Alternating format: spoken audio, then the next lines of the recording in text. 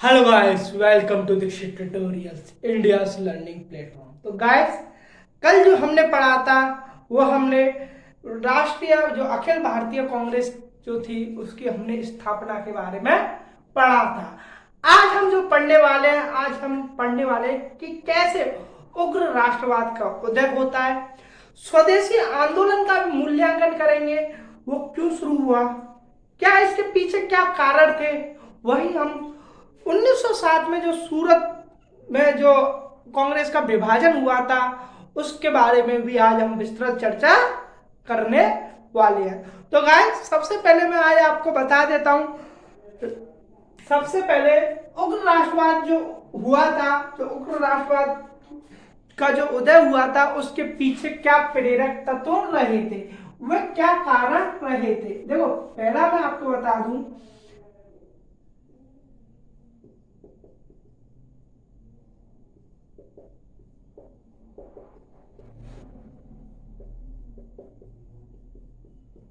उग्र राष्ट्रवाद के उदय का कारण।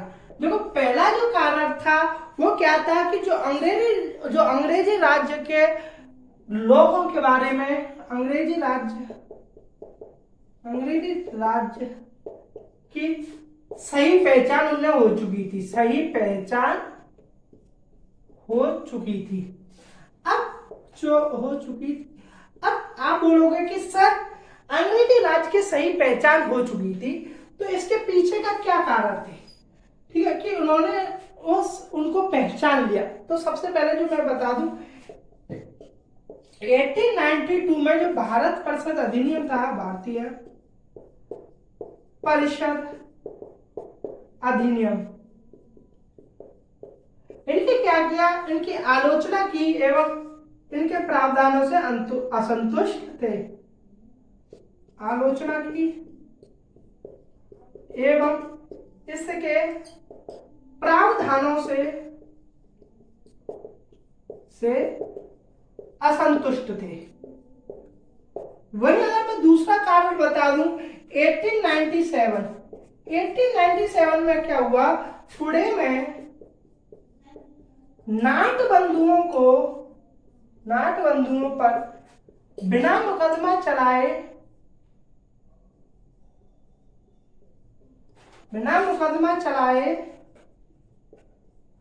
नाटबंधुओं पर बिना मुकदमा चलाए देश से निर्वासित किया गया, देश से निर्वासित कर दिया गया। वही मैं बता दूं, 1897 में ही तिलक हुआ। यहां लिख देता हूं मैं, 1897 में ही तिलक एवं अन्य नेताओं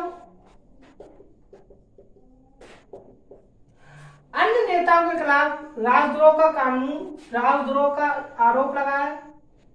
नेताओं पर राजद्रोह का आरोप लगाया एवं इनको गिरफ्तार करके कड़ा कारावास सुनाया गया। इनको गिरफ्तार करके कड़ा कारावास सुनाया गया।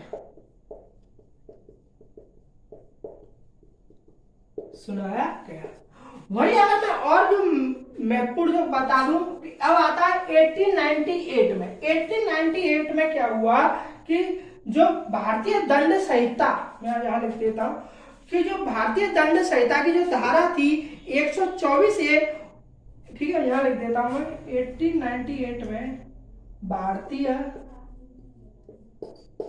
दंड संहिता की धारा 124 ए दमनकारी, यहां लिख देता हूं, दमनकारी कानून को के नए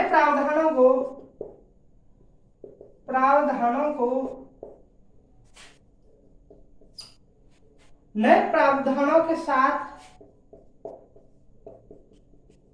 इसको पुनः स्थापित किया गया स्थापित किया गया। एवं मैं आपको बता दूं इसमें जो नई धारा जोड़ी गई थी वो जोड़ी गई थी 156A धारा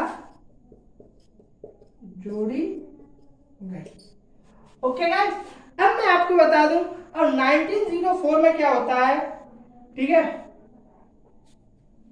इससे पहले 1899 का भी आपको बता देता हूं, जिससे क्या हुआ कि जो प्रेस की स्वतंत्रता का दमन किया गया।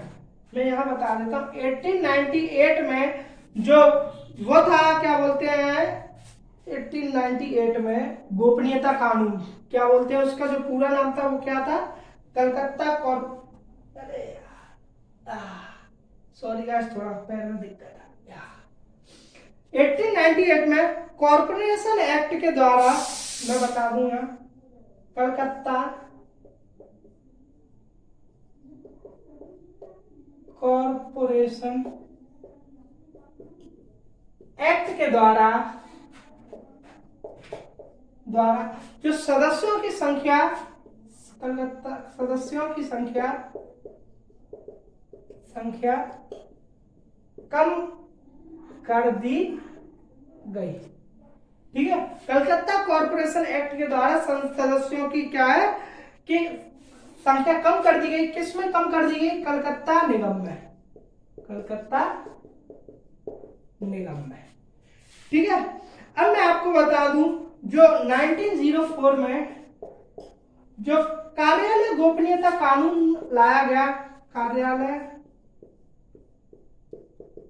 गोपनीयता कानून से प्रेस की स्वतंत्रता का दमन किया गया, वही अब मैं बता दूं 1904 में कल जो भारतीय विश्वविद्यालय अधिनियम द्वारा, भारतीय विश्वविद्यालय अधिनियम द्वारा विश्वविद्यालय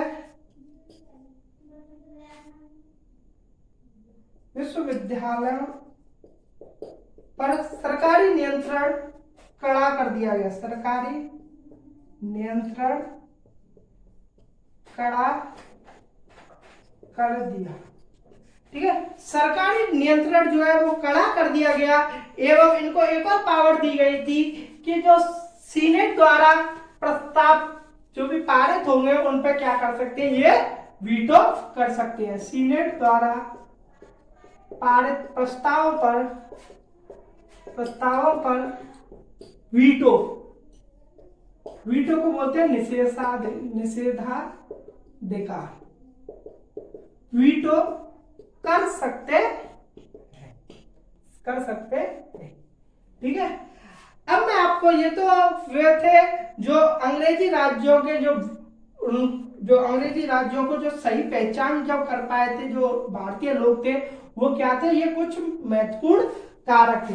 अब मैं आपको बता दूं कि जो उग्रवाद जो हुआ था, उग्रवाद का जो उदय हुआ था, जो दूसरा कारण था वो क्या था, आत्मविश्वास एवं आत्मबल में वृद्धि, आत्मविश्वास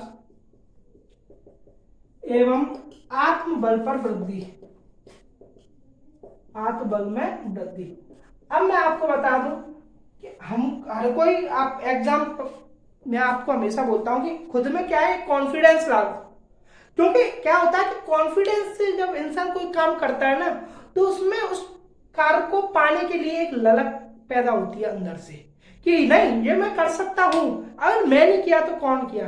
वो आते ना कौन सा जो रील बनी थी, मैं नहीं तो कौन वे, तो वो क्या उस कॉन्फिडेंस को दर्शाता है कि हाँ अंदर क्या है, ओवर कॉन्फिडेंस बहुत बेकार है, लेकिन कॉन्फिडेंस हमेशा होना चाहिए। अगर आप किसी काम को कॉन्फिडेंस के साथ कर रहे हो तो वो काम आपका जरूर बनेगा, बस कॉन्फिडेंस रखिए। उसी का क्या हुआ कि आत्मविश्वास में उनमें वृद्धि हुई, और आत्मविश्वास में जो वृद्धि का जो काम किया था वो किसने किया था, तिलक हुआ, ठीक है, अरविंद घोष हुए थे। अरविंद घोष के बाद जो हुए थे विपिन चंद्र पाल,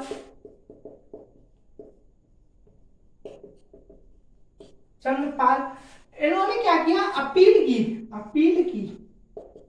इन्होंने जो अपील की थी वो की थी कि जन सहयोग से ही, जन साधारण के जन सहयोग से ही स्वतंत्रता प्राप्त की जा सकती है, प्राप्त की जा।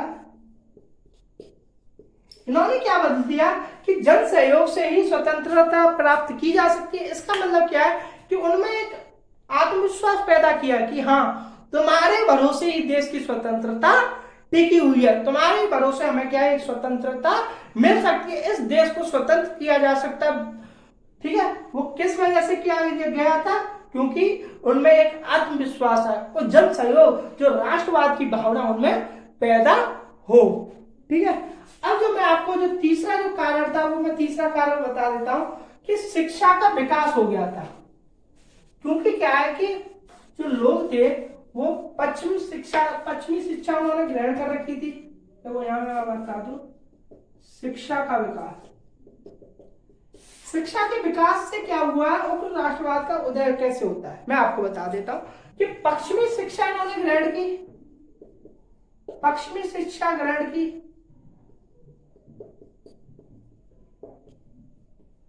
पश्चिमी शिक्षा जैसे ही ग्रहण की, इनमें क्या है कि ये लोग राष्ट्रवाद,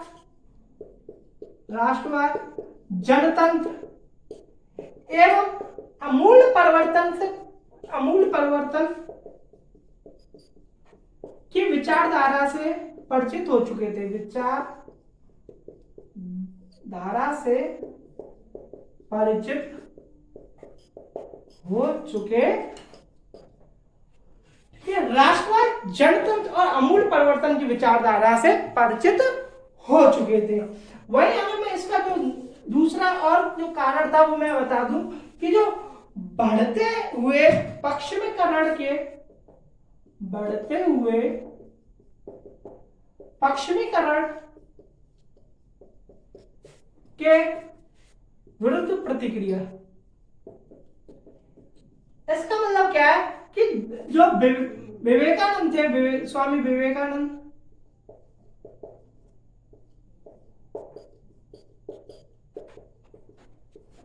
विवेकानंद, दयानंद सरस्वती एवं अन्य विद्वानों ने क्या किया कि वैदिक संस्कृति के प्रति लोगों को जागरूक किया, वैदिक संस्कृति के प्रति लोगों को जागरूक किया। वहीं दयानंद सरस्वती ने एक स्टेटमेंट दिया था कि भारत भारतीयों के लिए है, भारतीयों के लिए है, भारत भारतीयों के लिए है। और ये स्टेटमेंट जो दिया था वो स्टेटमेंट दिया था दयानंद सरस्वती ने।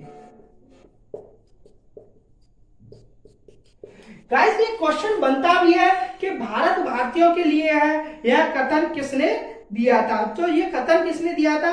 अरे वो दयानंद सरस्वती ने। अब मैं आपको बता दूं कि उदारवादियों की जो अगला जो कारण था वो क्या था कि जो उदारवादियों की उपलब्धियां थी उससे क्या है कि उग्र राष्ट्रवाद क्या असंतोष था। मैं यहां बता दूं, उदारवादियों की उपलब्धियों से असंतोष।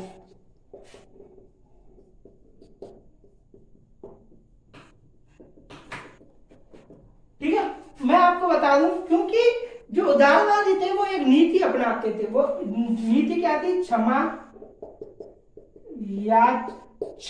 याचना एवं शांतिपूर्ण प्रतिवाद की नीति।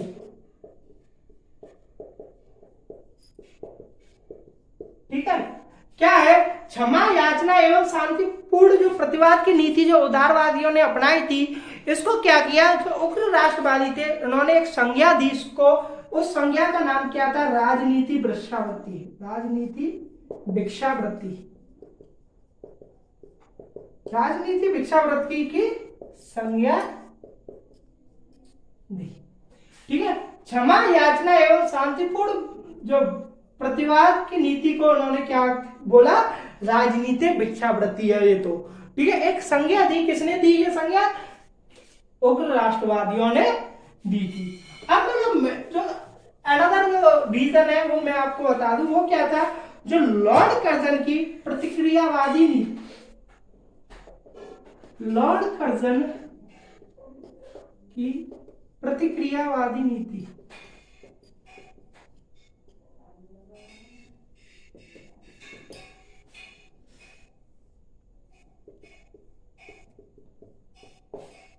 प्रतिक्रियावादी नीति, इसमें मैं आपको बता दूं कि कर्जन ने क्या किया था, जो कर्जन ने भारत को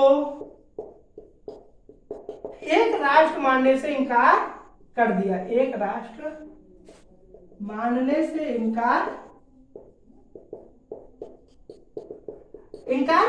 कर दिया था। और इसने क्या किया कि कर्जन के टाइम पर क्या हुआ, 1905 में बंगाल का विभाजन किया गया, बंगाल का विभाजन किया गया। वही इसको बता दूं, कर्जन ने क्या, कटु भाषा का उपयोग भी किया था, कटु भाषा का उपयोग किया, जिससे कि क्या है कि लोगों में क्या है, आक्रोश की भावना पैदा हो गई थी। ठीक है, जिससे कि क्या है कि एक उग्र राष्ट्रवाद का उदय होना निश्चित हो गया था। अब मैं आपको बता दूं, जो नेक्स्ट जो कारण था वो क्या थी कि जो जुझारू राष्ट्रवादी की जो उदय था वो अस्तित्व में आ गया था। मैं यहां लिख देता हूं, जुझारू राष्ट्रवादी का अस्तित्व में आना, राष्ट्रवादियों का अस्तित्व में आना। अब मैं आपको बता दूं, जैसे महाराष्ट्र में कौन है, महाराष्ट्र बाल गंगाधर तिलक। ठीक है, महाराष्ट्र में कौन है, बाल गंगाधर तिलक। वही, और जो दूसरे नाम थे वो कौन थे, विष्णु शास्त्री। ठीक है, वही मैं आपको बता दूं, बंगाल में अरविंद घोष।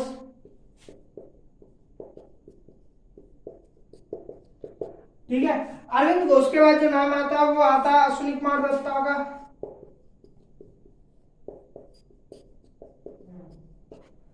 ठीक है, ठीक है, और इसके बंगाल में एक और नाम आता है नारायण घोष, नारायण। महाराष्ट्र, पंजाब में लाला लाजपत राय, लाला लाजपत राय। इन्होंने क्या किया कि उन्होंने अपने अपने क्षेत्र में नेतृत्व प्रदान किया, और क्या है कि उन्होंने जुझारूपन दिखाया, अपने राष्ट्रवादी जो नेता थे उन्होंने एक जुझारूपन दिखाया और लोगों को एकत्रित करके उनमें राष्ट्रीय भावना को जागृत करने की अपनी तरफ से पूरी कोशिश की थी। इसके लिए क्या किया, जो बाल गंगाधर तिलक है, बाल गंगाधर तिलक ने अंग्रेजी भाषा में मराठा का संपादन किया था। मराठा क्या है, अंग्रेजी भाषा में संपादन किया था, अंग्रेजी भाषा में संपादन किया। अरे किसने किया था, बाल गंगाधर तिलक ने। अब ये तो मराठा तो जो अंग्रेजी भाषा में था, लेकिन जो केसरी था, केसरी वो कौन सी भाषा में था, वो मराठी भाषा में था, मराठी भाषा में संपादन किया। ठीक है, और इसका जो किसने किया था, वो भी बाल गंगाधर तिलक ने किया। इन दोनों के माध्यम से, मराठा और केसरी के माध्यम से क्या है, उन्होंने जुझारू राष्ट्रवाद की शिक्षा दी थी। ठीक है, किसकी शिक्षा दी, इनका जो उद्देश्य था मैं यहां लिख देता हूं, जुझारू राष्ट्रवाद की शिक्षा देना।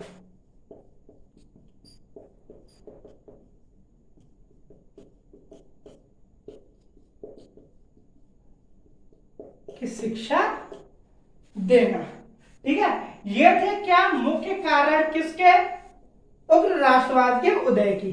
अब मैं जो अपने जो मेन टॉपिक है आज का, अब मैं उसमें एंटर करता हूं। जो मेन टॉपिक है वो क्या है? स्वदेशी आंदोलन एवं बहिष्कार। ठीक है, स्वदेशी एवं बहिष्कार आंदोलन, यहां लिख देता हूं स्वदेशी एवं बहिष्कार आंदोलन। स्वदेशी एवं बहिष्कार आंदोलन से पहले मैं आपको बता दूं, थोड़ा पानी पी लूंगा इस।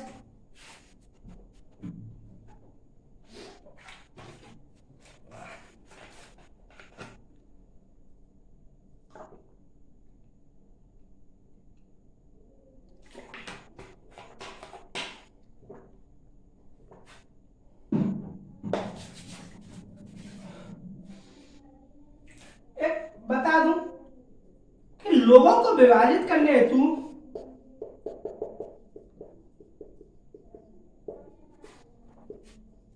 करने हेतु 1903 में बंगाल विभाजन की घोषणा की गई। बंगाल विभाजन की सार्वजनिक घोषणा की गई थी।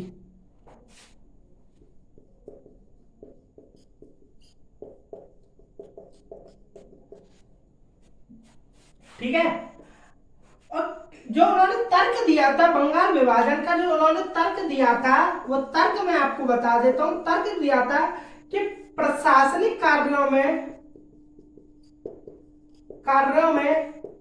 दिक्कत आती है, क्योंकि बंगाल अत्यधिक आबादी वाला क्षेत्र है। बंगाल अत्यधिक आबादी वाला क्षेत्र है।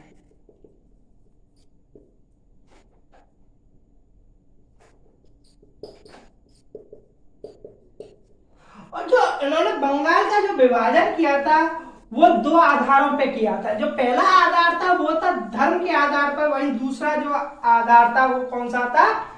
भाषा के आधार पर। जो आधार विभाजन का, एक था भाषा के आधार पर, भाई दूसरा क्या था? धर्म के आधार पर।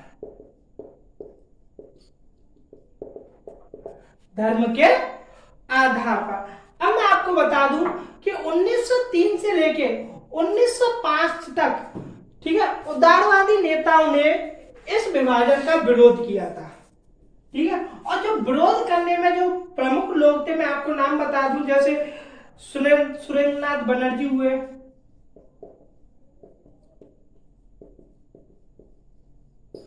सुरेंद्रनाथ बनर्जी के बाद के मित्रा हुए,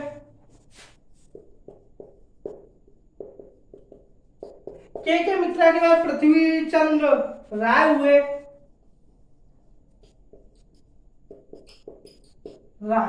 ठीक है, ये प्रमुख नेता थे। और भी नेता थे, प्रमुख नेताओं के नाम मैंने कुछ बता दिए, इत्यादि लिख देता हूं यहां, इत्यादि।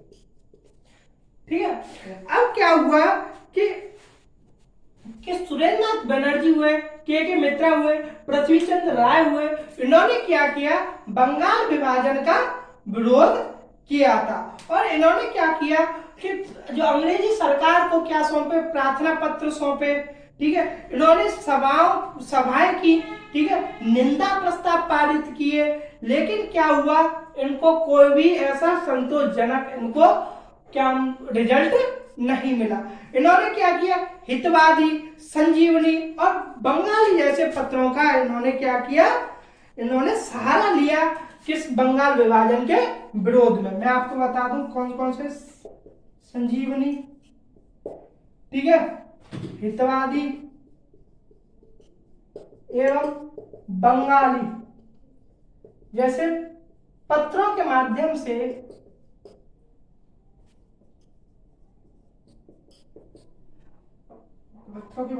विभाजन का विरोध किया। मैंने आपको पहले भी बताया था जो उदारवादी थे वो कौन सी नीति पर चलते थे? प्रार्थना पत्र दे सौंपना। ठीक है, मतलब एक तरह से अहिंसक रूप से, ठीक है, हिंसा उनको पसंद नहीं थी, इनको अहिंसक रूप से। इसी वजह से इन्होंने क्या किया? पत्रों के माध्यम से ठीक है, सभाओं के माध्यम से, इन्होंने प्रार्थना पत्रों के माध्यम से, निंदा प्रस्तावों के, जो निंदा प्रस्ताव उन्होंने पारित किए उनके माध्यम से क्या किया, उन्होंने जो बंगाल विभाजन का विरोध उन्होंने किया था। अब मैं आपको जो बता दूं कि अगस्त 1905 में, यहां आपको एक पॉइंट और लिख देता हूं, ठीक है,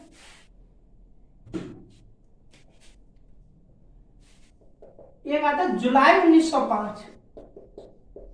जुलाई 1905 में क्या करता है, जो अंग्रेज सरकार थी वो बंगाल विभाजन की घोषणा करती है, बंगाल विभाजन की घोषणा। अब क्या है कि अब क्या अगस्त 1905 में, अगस्त 1905 में क्या है, बंगाल विभाजन के विरोध में कलकत्ता के टाउन हॉल में, मैं यहां लिख देता हूं, कलकत्ता के टाउन हॉल में, ठीक है, क्या हुआ, एक विशाल प्रदर्शन,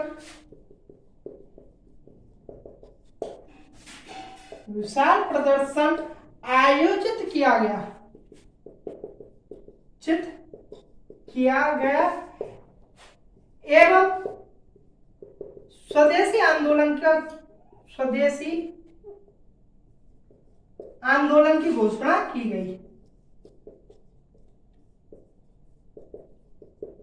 घोषणा की गई, ठीक है, स्वदेशी आंदोलन की घोषणा की गई।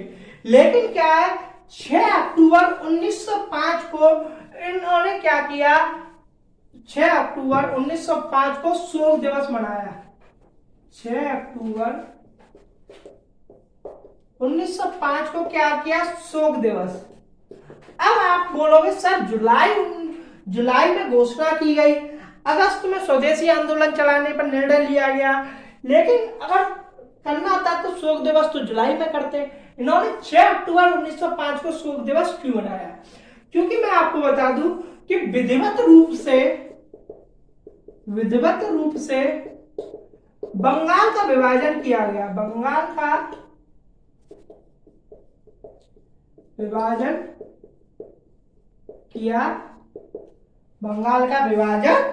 किया गया था। और इस स्वदेशी आंदोलन में मैं बता दूं जो नेतृत्व करता थे, जैसे महाराष्ट्र में कौन थे, बाल गंगाधर तिलक, ठीक है, महाराष्ट्र में मैं आपको बता दूं बम्बई पूना कौन थे, बाल गंगाधर तिलक,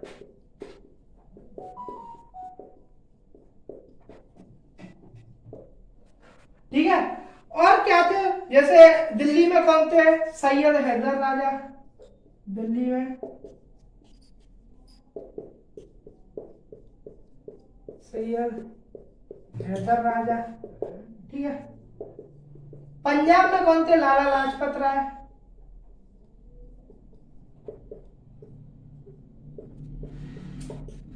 लाला लाजपत राय का जो सहयोग जो दिया था वो किसने दिया था, अजीत सिंह ने,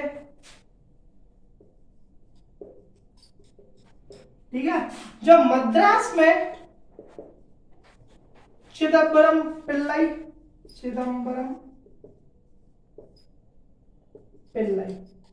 इन्होंने क्या है, स्वदेशी आंदोलन का नेतृत्व प्रदान किया था, अपने अपने क्षेत्रों में प्रदान किया था, ठीक है।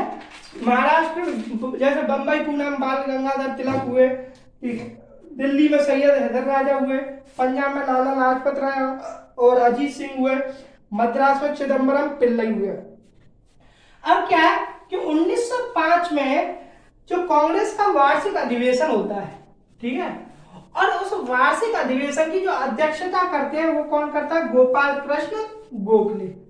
और उस अधिवेशन में 2 प्रस्ताव पारित होते हैं, मैं आपको बता दूं, गोपाल कृष्ण गोखले की अध्यक्षता में, गोपाल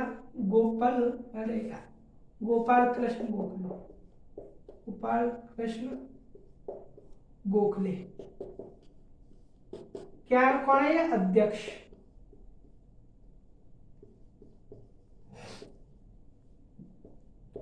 ठीक है, 1905 में किसके, कांग्रेस के, ठीक है। दो जो मेन जो प्रस्ताव थे वो पारित होते, जो पारित होते हैं वो क्या है कि कर्जन की प्रतिक्रियावादी नीति,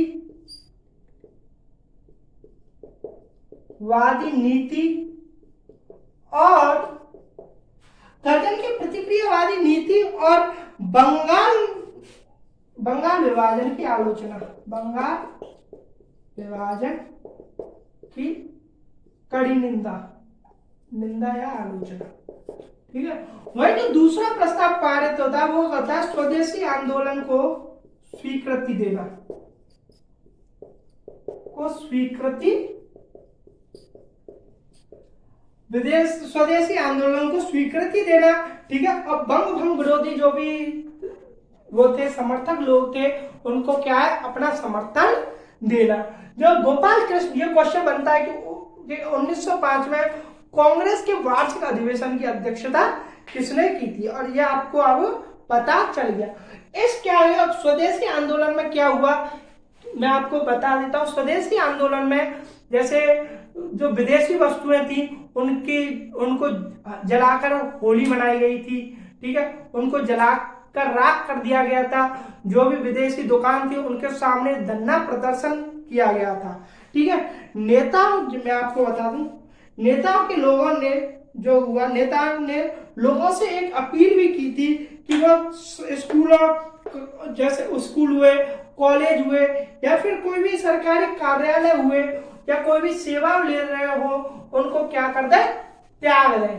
ठीक है, स्कूल कॉलेज सरकारी सेवाओं को त्याग दे, राजकीय उपाधियों को त्याग दे। ठीक है, अरविंद घोष ने एक स्टेटमेंट दिया था इसी के दौरान, अरविंद घोष ने एक स्टेटमेंट दिया था और उस स्टेटमेंट में बोला गया था कि राजनीतिक स्वतंत्रता ही, राजनीतिक स्वतंत्रता ही राष्ट्र की, अबे इसको लेके जा, राजनीतिक स्वतंत्रता ही राष्ट्र की जीवन सांसें है। ये बेहद ही मोस्ट इंपोर्टेंट और मोस्ट एक्सपेक्टेड क्वेश्चन यहां से बनने वाला है कि क्योंकि आजकल क्या है कि जो एग्जामिनर है वो कथन का प्रयोग कर रहा है कि यह कथन किसने बोला, ठीक है, किस टाइम पर बोला था। ठीक है, अब मैं आपको बता दूं कि जो संघर्ष था, जो स्वदेशी आंदोलन का जो संघर्ष था वो किस रूप में हुआ था, उसका स्वरूप क्या था मैं आपको बता देता हूँ। उसका जो स्वरूप था मैं आपको बता दूं, विदेशी वस्तुओं का बहिष्कार। मैं लिख देता हूँ, एक एक पॉइंट लिख देता हूँ आपके लिए ताकि आप लोगों के सामने बना रहे। पहला जो पॉइंट था विदेशी वस्तुओं का बहिष्कार।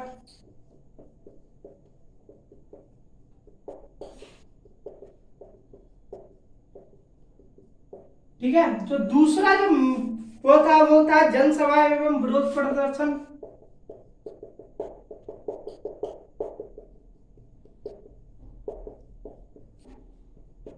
जो तीसरा था वो था जैसे स्वयंसेवी संगठनों एवं समितियों का गठन।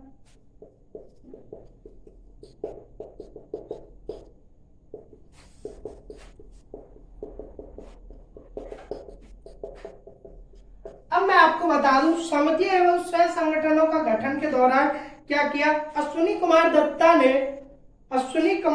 ने क्या किया, स्वदेश बंधव समिति का गठन किया था। मैं यहां लिख देता हूं, अश्विनी कुमार दत्ता द्वारा, अश्विनी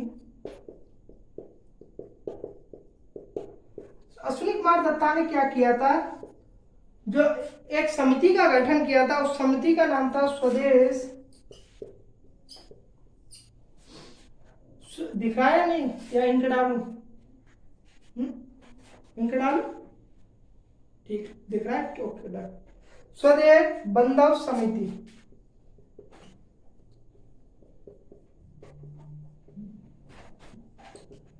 स्वदेश बंधव समिति का गठन। ठीक है, और क्या हुआ था कि जो बीओ चिदम्बरम पिल्लाई था,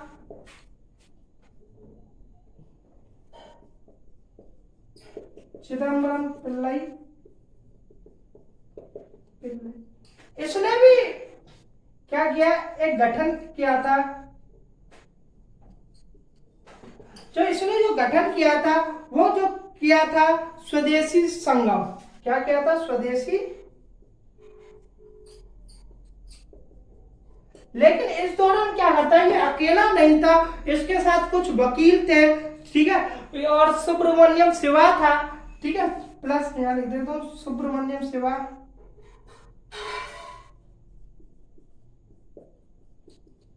प्लस कुछ वकील थे। उन्होंने क्या किया, स्वदेशी संगम का एक गठन किया था, ठीक है। अब मैं आपको बता दूं कि जो रविन्द्रनाथ टैगोर था, रविन्द्रनाथ टैगोर के जो शांति निकेतन से उन्होंने प्रेरणा लेकर कलकत्ता में नेशनल कॉलेज की स्थापना की जाती है। किससे प्रेरणा लेते हैं, शांति निकेतन से। शांति निकेतन जैसे यहां लिख देता हूं, टैगोर के शांति निकेतन, शांति निकेतन से प्रेरणा लेकर टैगोर के शांति कलकत्ता में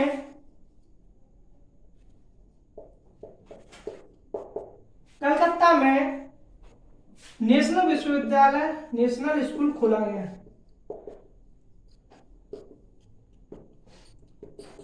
और इसके जो प्रधानाचार्य थे वो कौन थे, अरविंदो घोष, अरविंद घोष, ठीक है। नेशनल स्कूल खोला गया, नेशनल कॉलेज या स्कूल खोला गया, ठीक है। और इसके जो प्रधानाध्यापक थे वो कौन थे, अरविंदो घोष।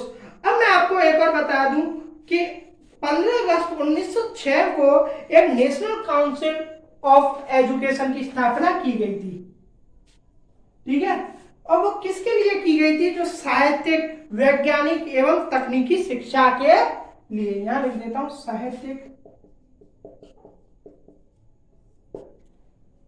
साहित्यिक, वैज्ञानिक एवं तकनीकी शिक्षा के लिए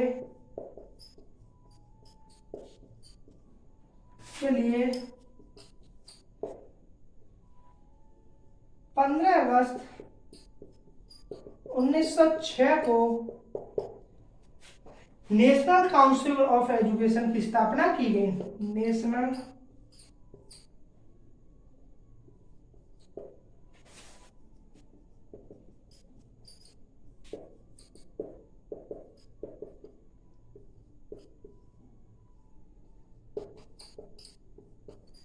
की स्थापना की गई। तो क्या होता है, नेशनल काउंसिल ऑफ एजुकेशन की स्थापना की जाती है। लेकिन मैं आपको एक बता दूं कि रविन्द्रनाथ टैगोर क्या करता है, रविन्द्रनाथ टैगोर जी क्या करते हैं, एक गीत की रचना करते हैं, ठीक है। वो गीत हर किसी को पता है, और जो बांग्लादेश है उसका वो राष्ट्रगान भी है, राष्ट्रगीत भी है, राष्ट्रगान वो है। मैं आपको बता दूं कि टैगोर एक जो गीत की जो रचना करते हैं वो कौन सा है, अमार सोनार बांग्ला, अमार सोनार बांग्ला की रचना करते हैं। ये क्या है, ये बांग्लादेश का राष्ट्रीय गान भी है, बांग्लादेश का राष्ट्रगान भी है, राष्ट्रगान भी है। अब मैं आपको बता दूं जो नेक्स्ट था कि जो सुब्रमण्यम भारती थे उसने स्वदेश गीतम की रचना की। सुब्रमण्यम भारती ने स्वदेश गीतम की रचना की, ठीक है। अब मैं आपको बताता हूं कि जो स्वदेशी आंदोलन था, ठीक है, तो स्वदेशी आंदोलन में जो महत्वपूर्ण जो कदम उठाए गए थे वो क्या कदम उठाए गए थे, ये सब कदम उठाए गए थे। अब मैं आपको बता दूं कि बंगाल विभाजन का जो लोप है वो क्यों हो जाता है। 1911 में बंगाल विभाजन को रद्द कर दिया जाता है। मैं यहां लिख देता हूं, ठीक है। 1911 में बंगाल विभाजन को रद्द किया जाता है, विभाजन को रद्द कर दिया जाता है। वहीं दूसरा पॉइंट बता दूं कि इसी के साथ साथ जो कलकत्ता से दिल्ली को राजधानी बनाने की घोषणा की जाती है, दिल्ली को राजधानी बनाने की घोषणा की जाती। वही अगर मैं आपको एक और बता दूं कि क्या होता है कि जो बिहार एवं उड़ीसा को बंगाल से पृथक कर दिया जाता है एवं असम को एक अलग प्रांत बनाया जाता है। असम को अलग प्रांत बना दिया जाता है। ठीक है, तो ये थे जो उस टाइम जब बंगाल विभाजन को रद्द किया गया था, उसके साथ ही कलकत्ता से दिल्ली को राजधानी बनाने की घोषणा की जाती है।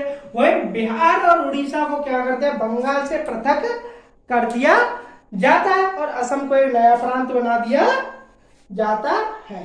अब मैं आपको बता दूं कि सरकार की जो नीति रही थी, जो पूरे घटनाक्रम के दौरान जो सरकार की जो नीति रही थी वो रही थी अवरोध,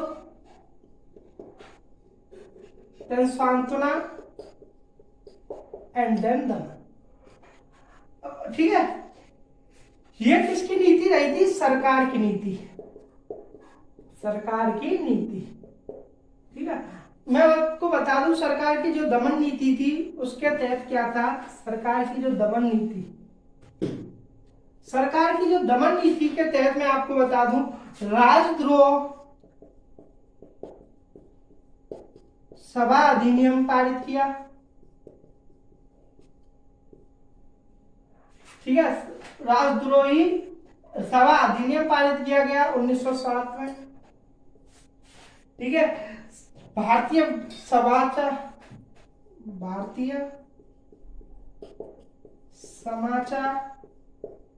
पत्र अधिनियम पारित किया गया। ठीक है, ये 1908 में। ठीक है, जो एक फौजदारी कानून को पारित किया गया, फौजदारी कानून संशोधित। ठीक है, ये 1908 में। ठीक है, और एक पर जो किया गया था 1910 में भारतीय प्रेस अधिनियम, यहां लिख देता हूं, भारतीय प्रेस 1910 में।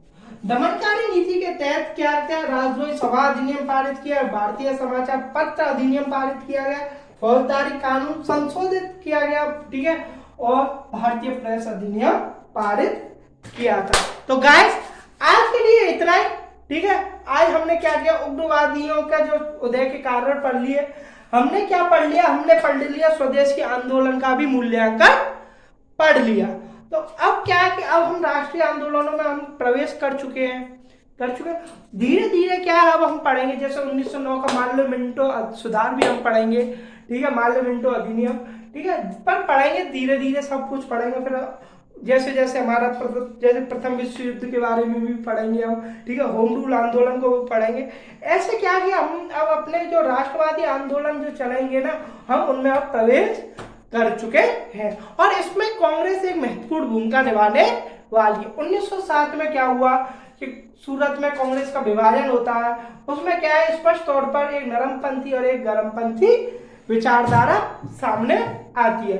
ठीक है, तो 1906 में दादा भाई नेहरू जी इसकी अध्यक्षता करते हैं, लेकिन 1907 में नरमपंथी अपनी जिद पर अड़ जाते हैं और एक नई विचारधारा, एक नया नरमपंथी आंदोलन, जो नरमपंथी लोगों की क्या है वर्चस्व कांग्रेस पर बढ़ जाती है। ठीक है, ऐसे ऐसे हम अपने लेक्चर्स को अब आगे बढ़ाएंगे, राष्ट्रवादी आंदोलनों में प्रवेश करेंगे और एक नया स्वरूप, एक एग्जाम पॉइंट ऑफ व्यू से हर पॉइंट में आपको बता के चल रहा हूँ। और एक एक पॉइंट हम आने वाले समय में पढ़ेंगे। और हमारी जो कोशिश रहती है वो रहती है कि ज़्यादा से ज़्यादा हम क्या है कि एग्जामिनर के माइंड के साथ खेलें, उसी के अनुसार मैं आपको बेस्ट कंटेंट प्रोवाइड करवाता हूँ। तो अपने दोस्तों के साथ, अपने नाते रिश्तेदार, भाई बहन, प्यार मोहब्बत, इस सभी के साथ इसको शेयर किया करो, ठीक है, लाइक करो और चैनल को सब्सक्राइब करना ना भूलें। जय हिंद, जय भारत।